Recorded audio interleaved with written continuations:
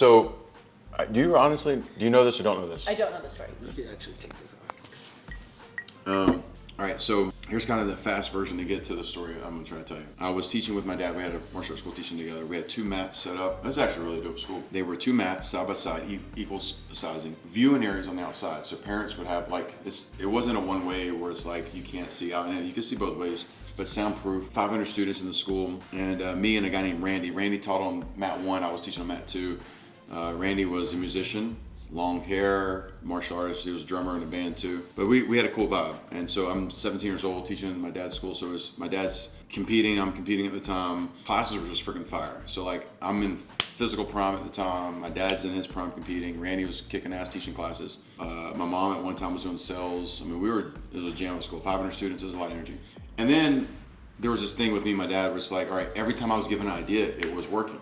And it wasn't that I was trying to tell my dad stuff was wrong. It's just I had fresh ideas, fresh concepts. So basically I went through this kind of relationship thing with a girl, right? So I decided she didn't want me doing martial arts for a period of time. Went away to college, that relationship didn't work out. I come back home. So now it's like I kind of left the family and came back. And when I left my family, I was such in love at the time that I basically told my dad to go kick rocks, which you met my family, I'm super close to my family. So come back and my dad's like, all right, kind of earned my way back in. He went open a school in the next town over, about an hour away, and it's like, hey, this is his second location, I'm gonna go run it. What he didn't, I knew how to teach. I was freaking awesome at teaching. I'm better now, but I was awesome then. But I didn't know marketing and sales and all those type of things. I just knew how to teach. So that school was successful just because I was good at teaching. But a small town, I bought my first home for like $60,000. You can't even buy a car for that now. And got over 100 students and working by myself. My sister helped me eventually with that school a little bit. But then my dad's school had an issue happen, and basically he lost his business. And so, I was like, man, maybe I don't want to do this. I've seen an empire to get destroyed from other people that's not even you. Maybe I don't want to do this. So I'm teaching martial arts in a small town. I got about 100 students. I'm like 21 years old, trying to decide what I'm gonna do with my life. Okay. Matter of fact, we've had these kind of conversations. Like,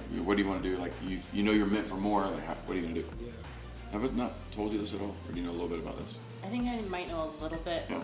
Parts are starting to spark. So I wrote about this in my book. Now, in South Carolina where I was living, it's predominantly black in the area. I grew up in an area that's predominantly black, to the point that you don't even notice that until you, like on the West Coast, you'll notice it. You can understand what people sometimes are like, don't understand how the South is. But I mean, I grew up in an area, I was the only redheaded kid, it was mostly blacks. My school was kind of a mixed race school, but I would say that we were maybe 60-40 black to white. Very few other ethnic backgrounds, but the area that I was in economically wasn't weak, but it definitely wasn't a strong area. I say that because what happens that I've noticed, and I think it's actually a positive thing, is like when people don't have a lot of money to spend and they want to build a better family unit, because a lot of times in the South the culture is like sometimes the family culture is not as strong as it used to be and things like that. When people decide to do something, they don't really have a lot of discretionary income, they go all in. They don't do 7 activities.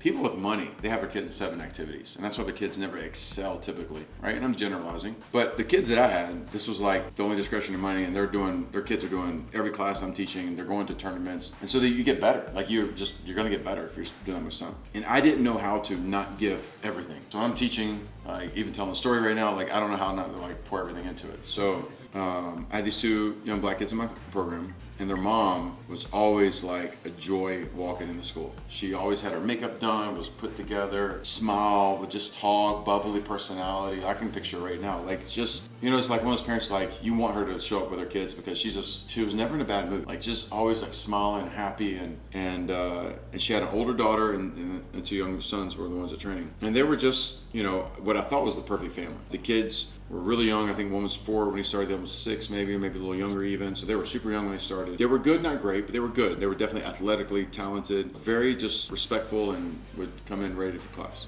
Maybe 6 months goes by, 9 months or so, and all of a sudden the dad would come in. And the dad, I don't know how old he actually is over me, maybe 10 years older than me, but he'd come in and he would stand like this watching class, just kind of like staring down. And I wasn't the same confidence I have now talking to people, because I'll talk to anybody now, right? You've seen me do that. But it took me a while. I was intimidated by him because he just had this like energy about him, like, don't mess with me. Totally opposite of the mom. The mom's like, oh yeah, hey, like you remind me a lot of their mom. And he started coming more, and I didn't see her as much. And it was all of a sudden like a shift a little bit. The kids started competing, started traveling, started winning, started doing private lessons, and they got really good. Both kids got really good. And then one day I'm at the school early, working on the computer in the office, and I get a call from him, and he's like, hey, I need to meet with you. And the way that this happened was like, I'm in the decision of like, do I want to do martial arts for a living or do I want to do something different? Am I going to make enough money? Do I really love this? And then I get this call, I'm like, okay, like what did I screw up? What did I do, right? Because it was almost like dad calling in a sense. Yeah,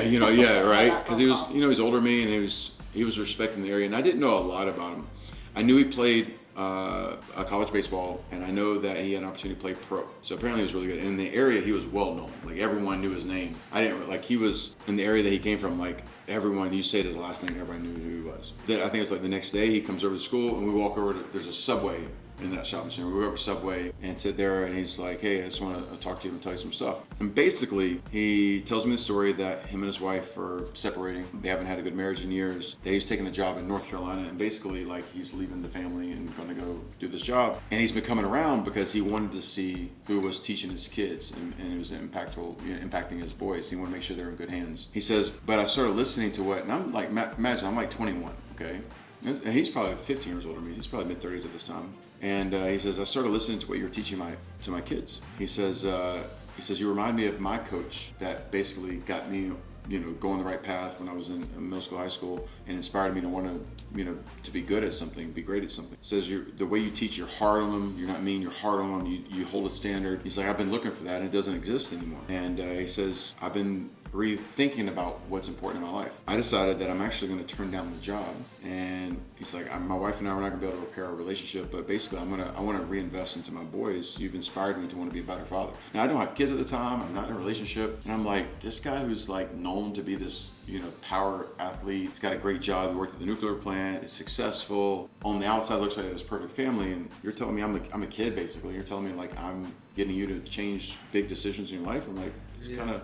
And he wasn't my student. He was a dad. And the way I felt in that moment, I'm like, wow, like I'm impacting people that aren't even on the floor. And he made me, at that moment, I felt like I was worth $1 million in that moment. I was like, how do I do this to everybody? I needed, whatever I did to this man, I need to be able to do that for every person who walks in my school, whether they're on the mat or not. And it was literally in that conversation, I was like, that is exactly what I'm doing the rest of my life. I want to impact people with influence enough that they'll make life-changing decisions because of my influence. That was that conversation when I made the decision. He ended up being in my wedding in the future. He ended up, both boys not only got their black belt, became champions in competition.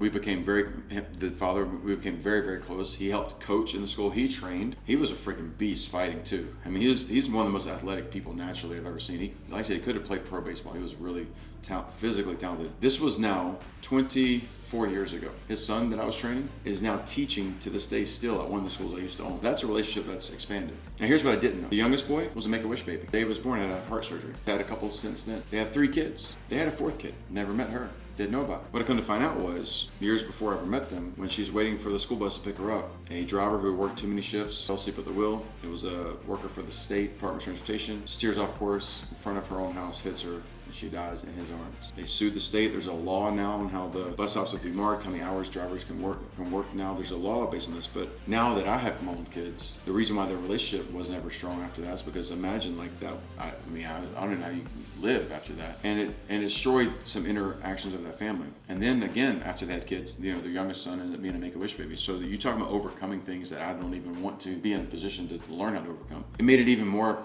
powerful that person decided to be a better person, better father when I'm a kid at this time. And so that's when I decided I'm going to teach martial arts, not because I want to teach people how to defend themselves from an attacker, but I want them prepared for the attack of life, whatever adversity comes, because you've already had some. You've definitely had some. I've had way more than my fair share. And so I did committed right then and there. And then I was like, my dad was like, if you're ever going to do anything, do the best of your ability. So I was like, I'm going to be the best damn person to ever do this ever. I'm going to be not just financially successful, I want to be the best teacher. And I know God gave me the gift to be able to see the future and backwards engineer. I can see people's future when that's true. And that's my gift. About a year later, I finally opened my first school by myself. Different town, same state. Another dad of one of my black belts. This guy is powerful. He helped me get my first lease. He owned lots of businesses.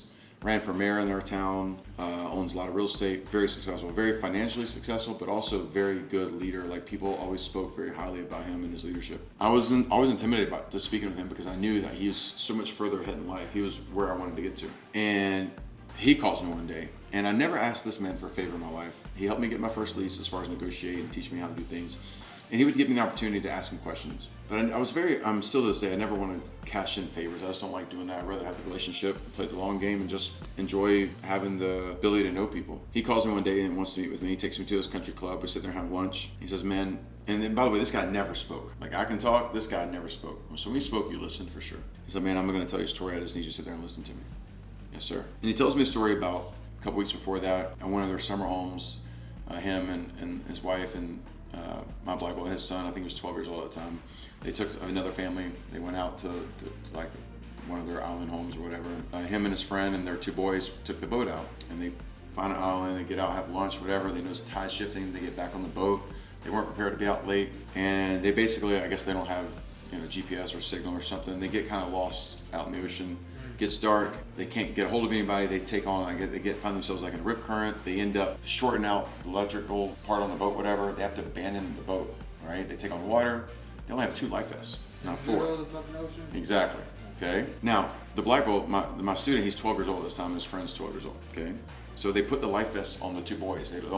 There's 4 of them, they only have 2 life vests. They weren't preparing to be out there late, kind of like just, hey guys, let's get on the boat, let's go out there. He says, so he puts us on there and they can't see where it lands at, it's dark. And I've been on the ocean before and it's dark. And if you don't have, right, their phones couldn't get a signal, whatever like that. And I guess he was able to call his wife, but they couldn't connect enough, like it was losing signal or whatever.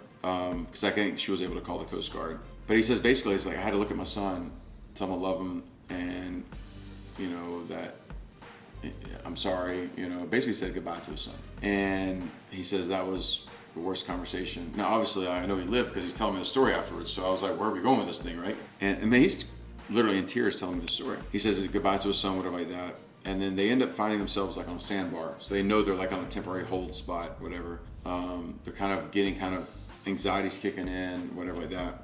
But the other boy's freaking out, right? But his son, who's a black belt, grabs hold of his dad and says, hey dad, listen. He's like, your mind's a powerful tool. So whatever you focus on is gonna come true. So let's don't focus on dying. He's like, let's focus on, we're gonna get home, we're gonna see mom again. He says, you can do anything you set your mind to. And he says then his 12-year-old starts playing games with the other kids. So basically like, almost like I Spy or like whatever, just to get his mind off what's going on. The guy telling me the story is like, at that moment, I knew even if I died, my son was gonna survive. I knew he had the ability mentally to overcome whatever. Like he was calm even when I wasn't. This is a man who's in his 50s telling me the story about him freaking out, but his 12-year-old son. And he says, I could have put my son in any activity, but I chose martial arts. And he says, and somehow I got lucky enough to find him with you. He says, because I know if he did that anywhere else, they're gonna teach him how to do the basic stuff. He's like, but he got something that is an intangible, taking lessons from you. He says, and he basically promised me at the time, he's like, whatever you need at any time. He's like, there's no way I can repay you to know that I have the confidence my son can help himself. Fast forward, his son was a good martial artist. I won't say great, but he was good. Competed, taught, ended up going to Harvard, got his law degree, now is in his dad's company. They own the town back home type thing. They're a very powerful family. But those things happened kind of back when I was very young, formative years, deciding what I'm gonna do with my life. Those are the reasons, those stories, and how many stories I've never heard. There's stories that you will never hear from people. But those are the reasons why I decided, like, that feeling, I want to do that for 10 million people, 100 million people, 8 billion people if I can do that. And ever since then, like, I know there's so many other stories that have happened that have been like that. And then I got to the point where I'm like, all right, now I want to teach people how to teach people to have their own stories and people tell them that way. That's what I live for every day. That's when I know I'm flying.